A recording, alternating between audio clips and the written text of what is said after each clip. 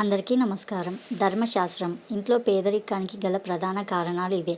ప్రజలు ప్రతిరోజు తెలియకుండానే ఈ తప్పులు చేస్తుంటారు. కష్టపడి పని చేసినా ఇంట్లో డబ్బులు లేవా? దీవెనలు రాకముందే ఆగిపోతున్నాయా? కాబట్టి వాస్తు మరియు మత విశ్వాసాల ప్రకారం అశుభకరమైనంగా భావించే ఇంట్లో కొన్ని పొరపాట్ల వల్ల ఇలా జరిగి ఉండవచ్చు. మొదటి తప్పు, బట్టలను మంచం మీద పడేయడం. మంచం మీద బట్టలు చిందరవందర లేదా మంచం మీద చిక్కుపడి ఉండడం. ఇలా చేయడం వల్ల ప్రతికూల శక్తి పెరుగుతుంది, సోమరితనం పెరుగుతాయని అంటారు ఇంట్లో. రెండవ తప్పు, మురికి పాత్రలను రాత్రిపూట అలాగే వదిలేయకండి. మురికి పాత్రలను రాత్రంతా అలాగే వదిలేయడం వలన ఇంట్లో పేదరికం, అశాంతి పెరుగుతాయని నమ్ముతారు. అందువలన పడుకునే ముందు వంటగదిని తప్పకుండా శుభ్రం చేసుకోండి. ఉదయం లేవగానే ముందుగా ఎంగిలి పాత్రలను చూడకూడదు.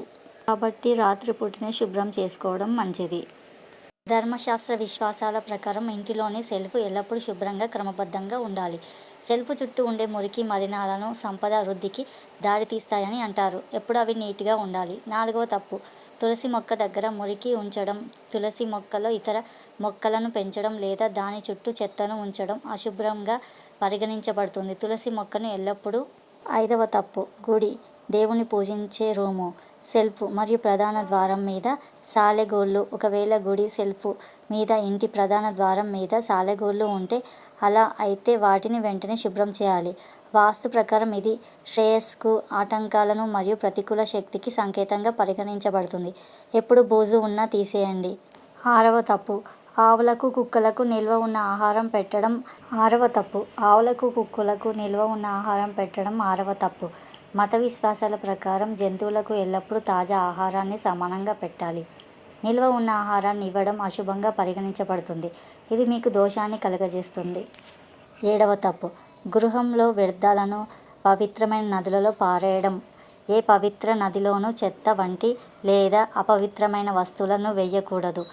ధర్మశాస్త్రాల పరంగా ఇది చాలా అశుభకరమైనదిగా పరిగణించబడుతుంది. ఇలా చేయడం చాలా తప్పు. రావి, మర్రి, తులసి లేదా మారేడు దళం పవిత్రమైన చెట్ల దగ్గర బూట్లు లేదా నిల్వ ఉన్న ఆహారాన్ని ఉంచడం. మిగిలిపోయిన ఆహారం, నిల్వ ఉన్న ఆహారం లేదా కలుషితమైన వస్తువులను ఉంచకూడదు. అటువంటి ప్రదేశాలను దైవిక శక్తి ఉన్న ప్రదేశాలుగా పరిగణించబడతాయి. అలాగే గుమ్మం ముందు చెప్పులు చిందరవందరగా ఉంచడం, నీట్గా లేకపోవడం చేయకూడదు. ఎల్లవేళలా పరిశుభ్రత, భక్తి, సానుకూల శక్తిని ఉన్న చోట ఆనందం, శ్రేయస్సు నిలిచి ఉంటాయి. మీకు ఈ వీడియో నచ్చితే లైక్ చేయండి, షేర్ చేయండి, సబ్స్క్రైబ్ చేయండి, కామెంట్ చేయండి. జై మహాలక్ష్మి అని కామెంట్ చేయండి మర్చిపోకండి. మరొక మంచి వీడియోతో మళ్ళీ కలుద్దాం. అంతవరకు అందరికీ ధన్యవాదాలు.